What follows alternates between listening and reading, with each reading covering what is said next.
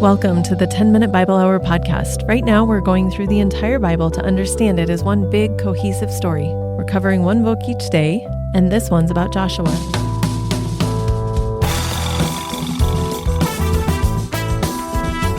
Hey, my friends, it's Matt. This is the 10-Minute Bible Hour podcast. Have you ever got together with a bunch of friends, family, whatever, and you're going to watch a movie, but it's a movie that's a part of a larger series, and then somebody who hasn't seen them all asks the obvious question, well, do I need to see the other ones in order for this to make sense? And sometimes you're like, no, the movie we're about to watch, it's a perfect one-off movie. You're going to be just fine. Other times you think about it for a minute, you're like, yeah, this one's not going to make a ton of sense unless you see it in the larger context. Joshua is the latter. You really need to see this one in the larger context of all of the other books we've seen so far and all the ones that are to come for it to make sense. Now, look, just straight through the front door, if you treat Joshua like a one-off and you don't look at all of the other books of the Bible with it, it feels like an ancient Near Eastern conquest account with some chest thumping and a large percentage of the book being dedicated to justifying current boundaries for future generations. A very common genre in the ancient world. But if you've read all the other books of the Bible so far and you read what comes after it, then instead Joshua comes off as something very unique, even though it employs some aspects of the genre that would be familiar to the original audience. It comes off like an important chapter in a much bigger redemptive story. God makes the world out of nothing. He makes people in his own image. Things fall apart. They choose rebellion. They choose sin. They choose failure.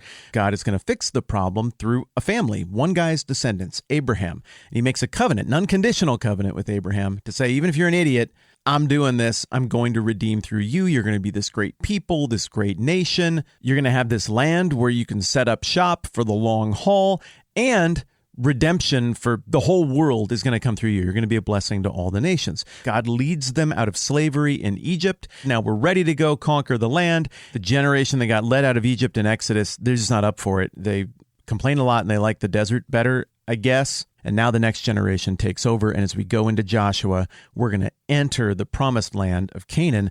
But there are people in there. Now, in those first 5 books of the Bible, we've learned a little bit about these people. It's a mess. It's very ugly. They're doing child murder stuff, and this society is held out, even by ancient world standards, as being uniquely screwed up.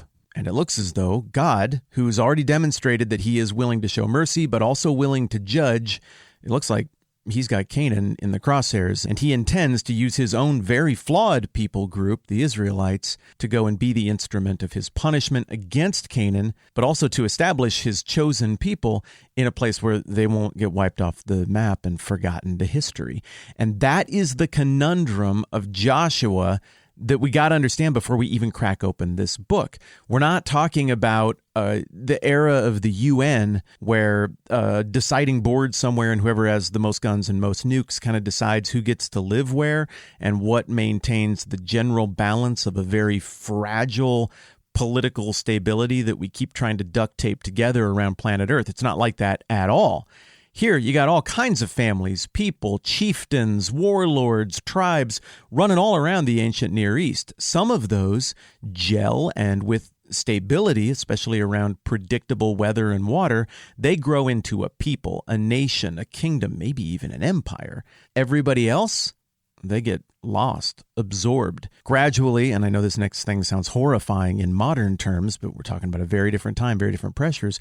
Gradually, most of these forgotten tribes just get bred out of existence. They get absorbed into another people group, and they're not even a footnote in history. We don't know anything about them, their language, their story, their beliefs about God, any of that stuff. So in an ancient Near Eastern context, any reader looking at the first 5 books of the Bible and now into Joshua, considering what to make of these people who apparently are chosen by the one true God, look, you're going to have a place to set up shop, and you're going to have a lot of numbers. That's why the book of Numbers celebrates the numbers. It's why there's all of that stuff about the census. That book points out that God kept his promise to Abraham that he would be this big, numerous people. Joshua, then, is the book that's the fulfillment about the thing about, hey, you're going to have a land, which would be the burning question for everybody in the original audience as to whether this people group is going to continue to exist or go away like everybody else. If you're nomadic at this point in history and you don't eventually find a place to get down roots, build things, raise crops, defend your boundaries, etc., you just go away. Well, that doesn't square very well with the redemptive plan we've learned about in the first 5 books of the Bible. Now, it might seem to you like, when are we actually going to get to Joshua? No, this is Joshua. All the other books around it do the heavy lifting on how this book works. So Joshua is the main character of the book of Joshua, but the text does not hold him out as being the author of this book. The text doesn't tell us who the author is, even though Joshua clearly contributed to parts of it. But to get into the specific of the guts of this book itself, it looks like it pretty neatly divides into 2 parts. The first part is the conquest. The second part is what are you going to do with it? The first part is violent and shocking to modern sensibilities. It wasn't shocking to modern sensibilities even 50 or 60 years ago, but we are at a different point in history, and we're asking, I think, good moral questions about how we ought to treat each other and what role violence should play in international politics. And so I'm glad that we balk at some of the stuff that we see here. But effectively, what we get on the pages of Joshua in the first half of the book is the story of a theocracy. God has held himself out as king. He's done enough stuff to make it clear that he's actually there and that this isn't just some kook prophet who goes off in some little corner in secret and is like, I learned some new secret stuff. No, the giving of all of the law to Moses happened on the mountain, and people could see the evidence of God's presence and the thunder and everything that was going on up there, and then all of the miracles and stuff that happens in the desert. And it's important to note that this theocracy was led by the actual visible physical presence of God in the form of this cloud, this presence that is moving them around through the desert. And it's always there. It doesn't make any sense. It defies reality. So if somebody today comes along and is like, I think God told me that we should probably go and wipe out this country and just occupy it because of religious reasons. Well, my first question would be, is there a giant physics-defying cloud that is present through the entire process?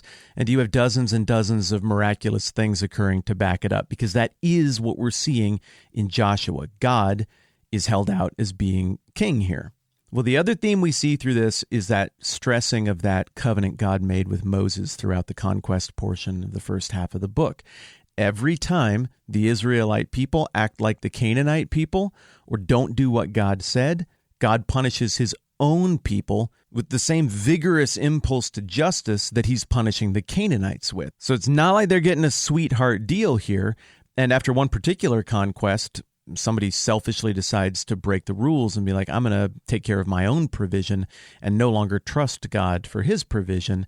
And it's not until justice is carried out for that crime against the king, which in this case is literally God, that victories can resume and this conquest can continue.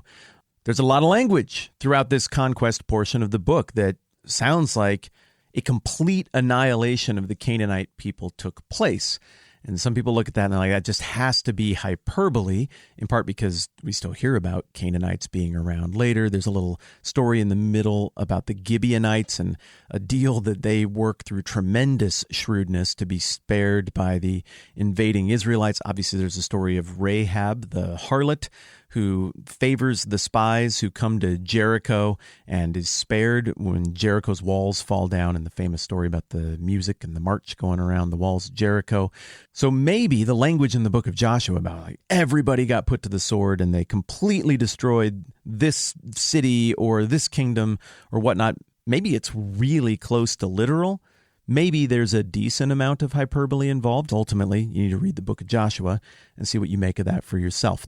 Now, the second half of Joshua doesn't take as much time to cover because it's dominated by the dividing up of the land, the little Canaanite local kingdoms and the coalitions that have come together. They're all defeated. And now you can just sit down in a tent with a great big map and spread it out and decide who's going to go where. And that's exactly what we get, is a vivid description of the boundaries of all of the land allocated to effectively the sons of Jacob, the sons of Israel. And to you and me, it's going to seem really boring, but to the original audience, this is a huge deal because, one, it's demonstrative of how completely the Canaanites were defeated.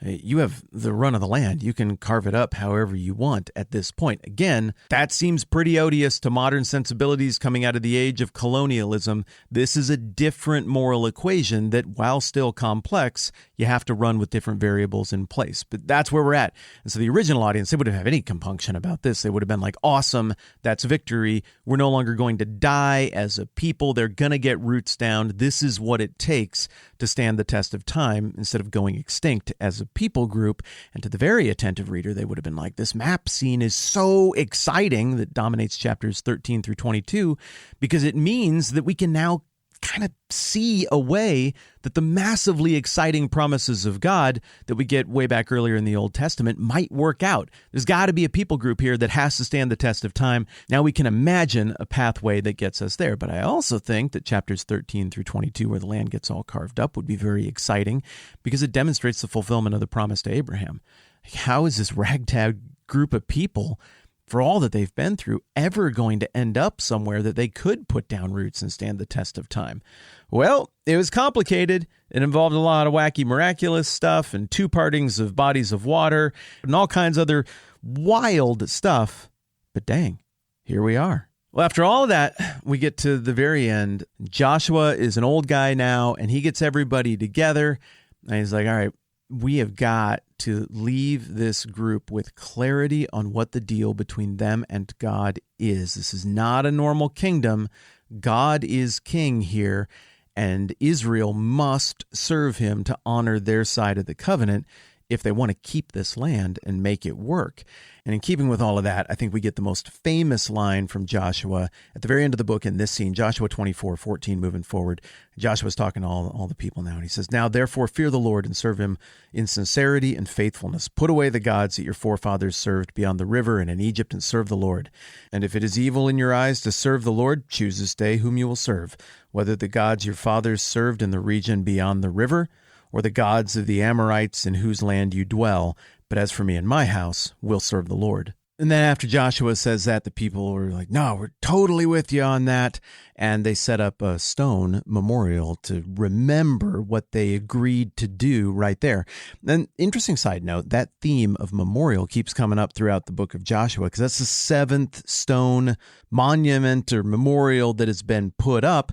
I think that's really one of the key themes just in general of Joshua. It's remember what God has done and pick the right stuff moving forward. Now, in light of this call to remember, the rest of the Old Testament is going to play out at times like a tragedy as God's people do not remember what happened and what was etched on those stones. When you visualize the book of Joshua, picture Jericho's walls falling down. When you think about the theme, reflect on God establishing his flawed people in the promised land and how he becomes the king of those flawed people. And maybe if you want one more little bit of theme to reflect on, just boil it down to these two words: remember and obey.